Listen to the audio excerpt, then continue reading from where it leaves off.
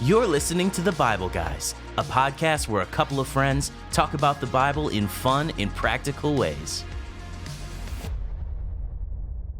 Welcome to The Bible Guys. We are very glad that you have decided to listen today. Woohoo!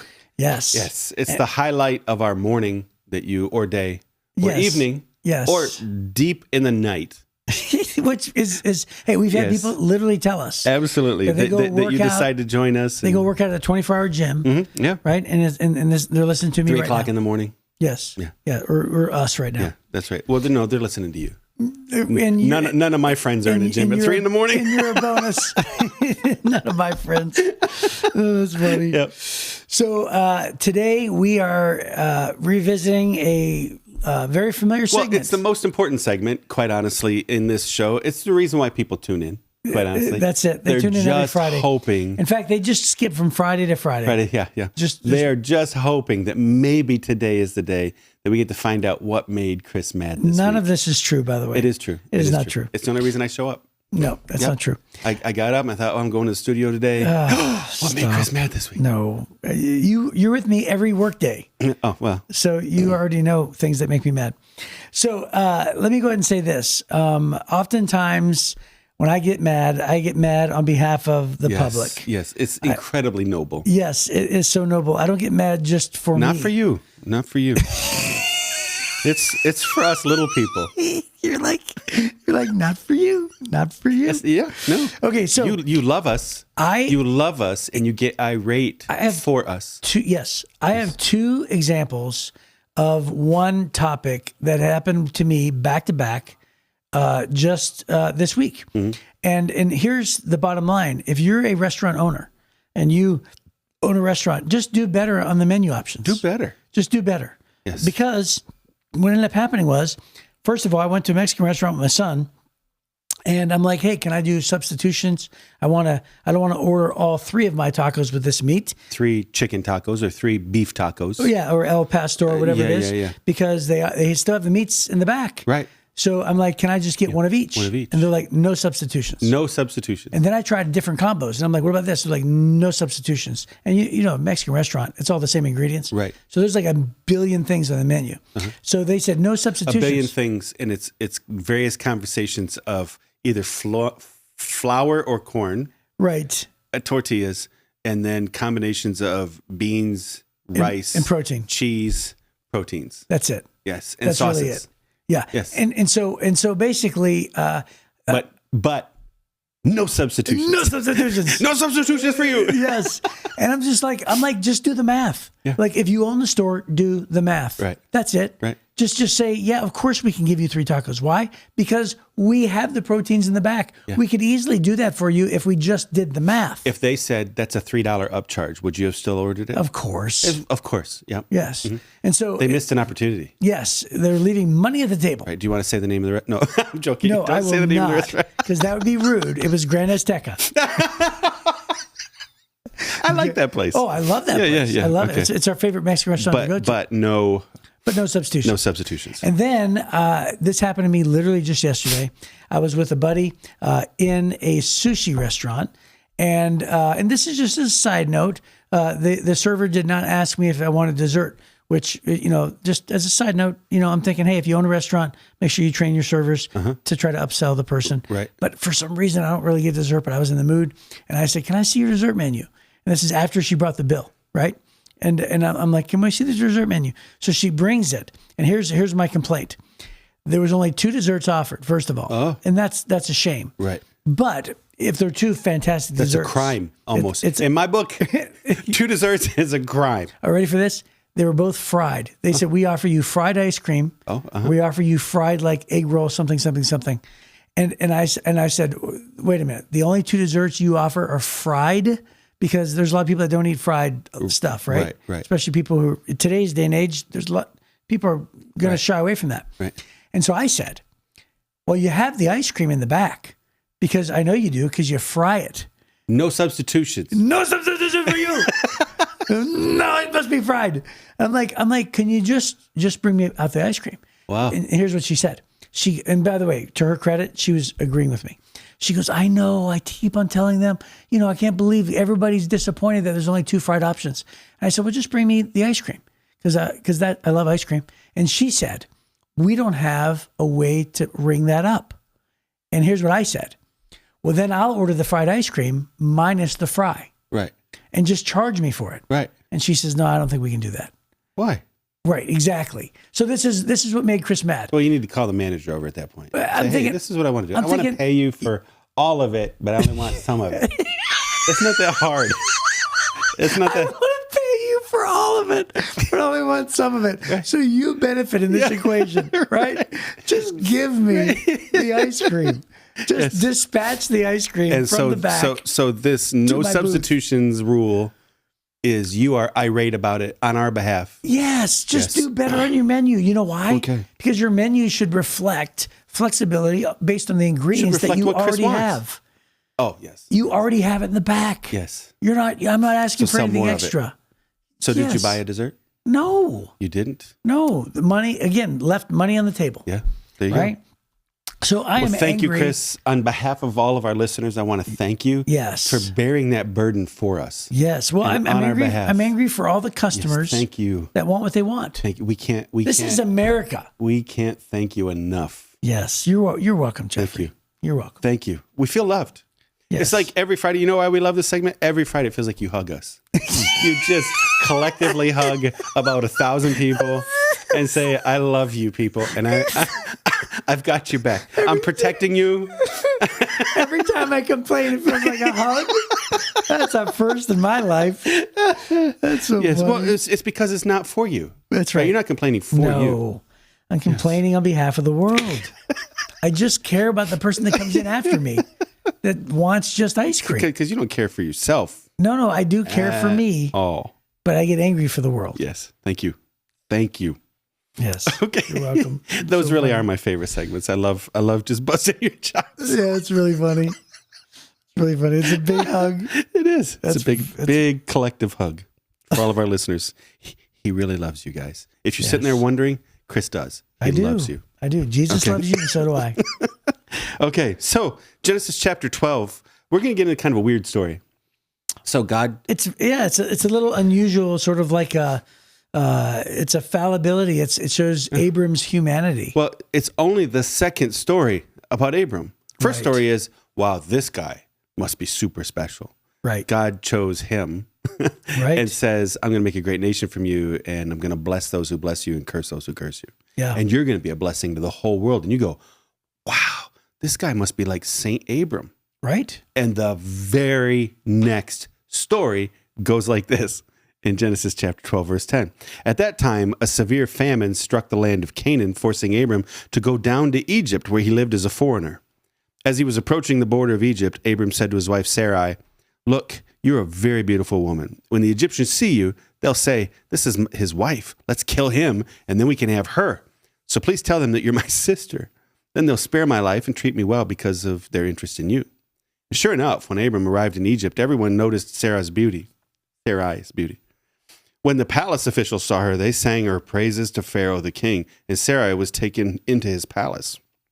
Then Pharaoh gave Abram many gifts because of her: sheep, goats, cattle, male and female donkeys, male and female servants, and camels. But the Lord sent terrible plagues upon Pharaoh and his household because Sarai, Abram's wife. So Pharaoh summoned Abram and accused him sharply. What have you done to me? He demanded. Why didn't you tell me she was your wife? Why did you say she's my sister and allow me to take her as my wife? Now then, here is your wife. Take her and get out of here. And Pharaoh ordered some of his men to escort them, and he sent Abram out of the country along with his wife and all his possessions. That's a weird story. Yeah, Pharaoh ordered some of his men to escort them, and he sent Abram out of the country along with his wife and all his possessions. He allowed him to keep his possessions? Keep all the stuff he took, yeah. It seems to indicate that, doesn't it? Yeah. So Pharaoh gave it could be the possessions that he walked in with. So if you remember, he left Ur and Haran with all of his wealth. It says that, and with all the people. So he was already a wealthy man. Okay. And then Pharaoh made him wealthier with more sheep, goats, cattle, male and female donkeys, male and female servants, and camels. So Pharaoh just enriched him even more. And then when he sends him away with all of it. Yeah. And what's so interesting is that it says immediately it never says anything about a wife until the end. It says, when the palace officials saw her, they sang her praises to Pharaoh. Then Pharaoh gave Abram many gifts because of her. It didn't say to have her as his wife, but apparently that's what he did. He married her. Pharaoh married her because he says he gave Pharaoh, Abram, many gifts because of her, sheep, goats, donkeys. And then at the end, he says, why did you say to her, she's my sister, and allow me to take her as my wife? Right. So Pharaoh married Abram's wife. There you go. For a minute. Yeah. And then when he found out, he was like, dude, what is your problem? Yeah, you nut. Right? Because Abram was going as a foreigner into a foreign land. He was going down in Egypt. He was scared for himself. And what a weird line of thinking. But it turns out that Pharaoh would have thought the opposite. Pharaoh's explaining here that had you just told me you were her wife or husband, then I wouldn't have done any of these things. Right. So he really just believed. So he did it out of fear. He did it out of fear, which is what we do sometimes, right? We make bad choices because we start to rehearse things that haven't happened yet. We start to guess how it's going to turn out. We wind up making bad choices on that, right? Yeah. And that's what happens here. So he's acting out of fear, and he asks her to tell a half truth because she was his stepsister.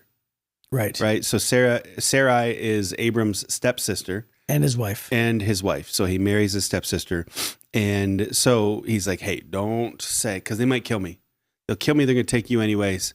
So let's not do that. And instead, he winds up enriching Abram and takes Sarai. And then they wind up having a terrible plague. It said the Lord sent terrible plagues.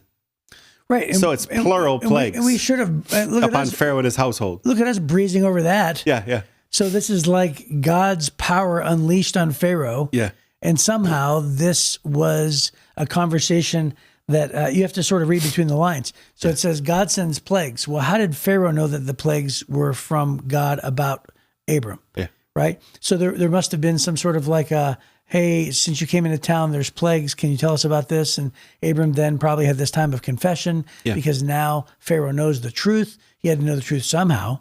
Right. And he only knew the truth through them. Right. This is such a weird thing. It seems on its face, it seems a little out of his character because he's very smart and he uses intelligence. So he trusts God. Mm-hmm. He's a wealthy man. He trusts God. He packs up and leaves home and goes where he doesn't even know where he's heading yet. He goes to Canaan. And when he arrives there, not long after he sets up an altar, worships God, and then a famine comes. And for a lot of people, they'd start questioning, well, maybe I didn't hear from God. Let's just go home. Let's quit. And he doesn't. And instead, he sits there and he thinks a minute and he goes, okay. He uses his intelligence and he goes, there's food in Egypt. Let's shoot down there real quick. We'll get some food. We'll be okay. Right? So he didn't give up on his mission. He went further from home because he wasn't going to leave God's plan. So he has this faith God's going to provide. He has intelligence to be able to work out a problem and solve it. And, from that area down to what would be like, say, modern day Cairo, although this probably wasn't Cairo, it's probably Thebes or somewhere, but is only like 300 something miles by the way that a bird would fly. Now they have to kind of zigzag in order to get where they're going, but still, I mean, it's just, he didn't have to go very far. It's a few days journey in a couple weeks. He gets down there and then he gets scared. It doesn't make sense. This doesn't make sense. It didn't scare you to leave home? For us, it doesn't make sense. It doesn't scare you to leave the source of your wealth? Mm-hmm. That doesn't make sense to me, right? It doesn't scare you to just go for months and months and months on a journey that you don't even know where, to Canaan, with people that are hostile towards outsiders. It doesn't scare you to follow God there. The famine comes. The Bible doesn't say that he's afraid of the famine. Right. But he could have been. He's just, he solves the problem pretty easily. Mm-hmm. Right. But he could have been, that's us filling in the gaps there. So instead he just faces this problem as another issue and he goes on and he solves it. But then it does say he was afraid of Pharaoh, which is weird. How you can sometimes have circumstances come up. You're not afraid of circumstances, but how some people are very intimidated by other people. Yeah. And that's what we have is he's afraid of Pharaoh. Yeah. So I have a different view of this entirely. Well, then it's probably wrong. Chris. Right.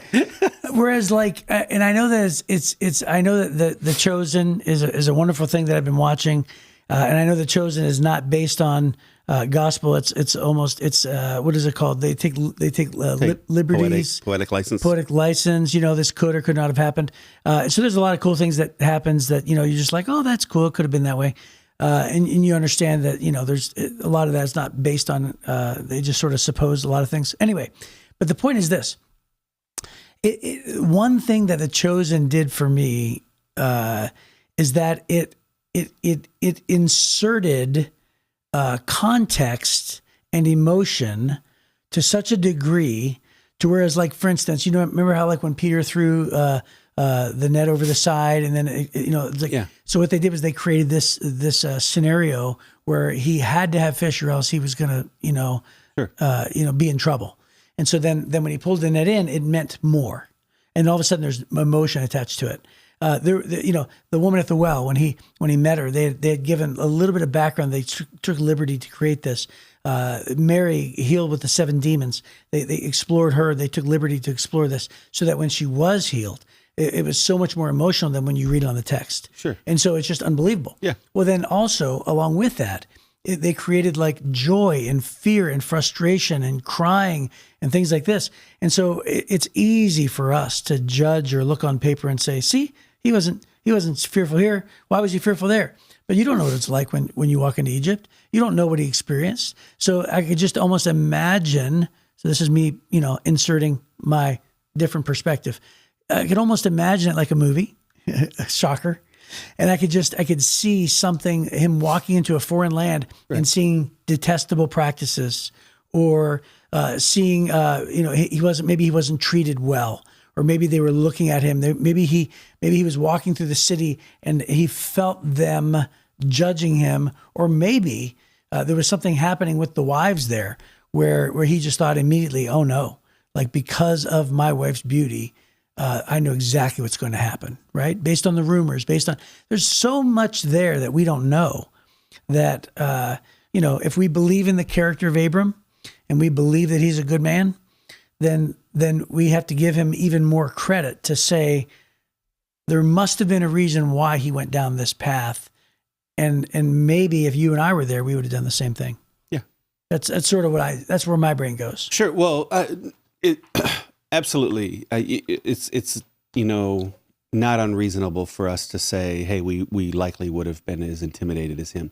It's just surprising sometimes when you see a person who has a long pattern of doing the right thing and trusting God, mm-hmm, suddenly being overwhelmed by fear. Mm-hmm. All the other ones, they were circumstances, but this one was a person, and he was easily intimidated by this person, mm-hmm, right? And that's the thing that surprises me is it seems like famine is a worse thing than coming up against a person, or leaving home where you built all your wealth seems to be a bigger issue than a person, right? But for him, man, that's just how intimidated he was by the power of Egypt at that time. And I know what you're saying, because what you're saying has a lot of merit in it, because if God promised him that he's going to be the father of many nations, yeah, that means he's going to not be killed by Pharaoh. Right. He's going to survive it. That's right. Right? So why not believe in the promise that God gave? Yes. All the promises led him all the way there. Yes. And then now he's doubting the promise. So there is definitely that side to it. That's the weird part to me. Yeah. But then people can be scary. And when you get sucked into, I was in what would be Thebes, or, I've been in Cairo. I've been in those places.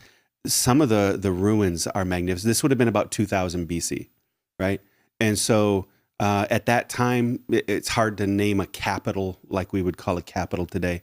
But what is modern day Cairo? That would have been a kind of a center. Then Thebes and Memphis would have both been centers for government. So it just depends on what the weather was like and where they were ruling out of at the time. But all of those places were magnificent. The scale of them, the construction there exceeded anything that was being built anywhere else in the world at the time, other than maybe Ur of the Chaldees, right? Their Babylon area. But it was just magnificent. And so, yeah, then you could kind of get sucked into the pomp and circumstance. We know how the Egyptians had all this formality and the gold and the, 2,000 years that this was a really, really significant administrative center of the world at the time. So I understand that part of it. But yeah, you're right. He went there with the promise that God was going to make a great nation from him. Yeah. Dude, you can't be killed. You're literally bulletproof. Right. Do you have any kids yet? No. Guess what? You're bulletproof. But listen, there's another sermon in here though. Yeah. Because then it comes down to maybe he thought to himself, maybe my cunning intelligence of saying that she's my sister, maybe that's the way that God's going to preserve me. Sure. Because God always blesses half truths. Right. But that's what he did. And I think sometimes we can be too slick for our own good. Yeah. Right. As opposed to just keep doing what you're supposed to do. So it was incredibly intelligent, in my opinion, to go, hey, there's a famine here. There's plenty of food in Egypt. Let's just shoot down there a little while. And he went further from home, which sent the message to God, I'm not going home. He didn't go back the way he came. He went further south. Right. And so he's sending a message. I'm still trusting God. I'm going to go back to the promised land after we eat. So I think he was very, very strategic there. And then in this one, he gets slick. There's a difference. Sometimes we can be so clever, we outplay ourselves. Yeah. And that's what happens here. So there's a really great note, Genesis chapter 12, in the Life Application Study Bible. It says, Abram, acting out of fear, asked Sarai to tell a half-truth by saying she was his sister. She was his half-sister. We know that from Genesis chapter 20. But she was also his wife. Abram's intent was to deceive the Egyptians. He feared that if they knew the truth, they would kill him to get Sarai. She would have been a desirable addition to Pharaoh's harem because of her wealth, beauty, and her potential for political alliance. As Sarai's brother, Abram would have been given a place of honor. But as her husband, his life would be in danger because Sarai could not enter Pharaoh's harem unless Abram was dead. So Abram lost faith in God's protection even after all God had promised him and told a half-truth. When he lied, Abram's problems multiplied. Lying usually compounds the effects of sin. Yeah, there's a great sermon there too. Isn't that great? And it's almost amazing that Pharaoh allowed him to live and to leave. Yeah. Right? Because as the plagues were so bad, he's like, hey, this guy's got some bad juju on him. I'm not touching him. Right. Or some powerful juju. Yeah. Right? Yeah. All I did was take his wife. And innocently. Right. And in their world, hey, it's just a woman. Right. All I did was take his wife accidentally. And all these plagues come on me. What's going to happen if I actually kill this man? The plagues will just never end, right? Right. That I think that was it. You're because the right. pharaohs thought they were gods. So did the people. And here's God squaring off with Pharaoh, just afflicting him with plagues. And he's learning the lesson, going, I'm not going to mess with Abram, right? Yeah. So there is that. But hey, and also, hey, let's give it up to Abram, right? Sarai is pretty. Right. That's right. He done good. That Pharaoh went, wow. Right. I got to have her. Yeah. And Abraham knew it. Right. Because going into town, he's like, my wife's really pretty. Yeah. I'm married to a supermodel, and he's going to steal her from me. Right. So there's this issue, that whole idea. We're making jokes about the fact that men are trading in women. That's a horrible thing, right? That there is this property kind of mentality. From this point on, for the most part, you see Abram and Sarai, they're partners. Right. Even in doing the wrong thing, this time they do it again another time later, where they're partners in this, in doing the wrong thing. But you don't find Sarah and Abraham, like Abraham lording over Sarah, although she did call him with respect. But you see them working together. But in this one, it was almost like he shifted to the mindset of the Egyptian world, which is she's property. Right. So don't get me killed. You're not worth dying for. That's literally the message this man sent to his wife, is you're not worth dying for. And so I'm going to go ahead and risk it. You're going to go in Pharaoh's harem. And that's a pretty horrible moment in his life. Yeah. And so Abraham, again, it's one of those things where even though it's so bad, it reminds us that God always has and always will continue to use broken people for great things. That's the whole reason why this story is in here, I think. Right.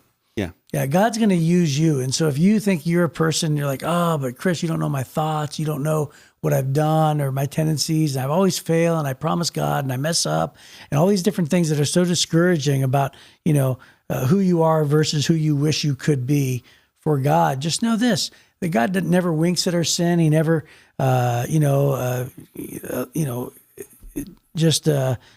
it's not like sin doesn't have consequences. Well, it has in God's severe eyes. consequences. Yes. Abraham almost does Yes. die here because of this. And God doesn't just blow off our sins. However, God will continue to use a repentant heart from a broken person to do great things.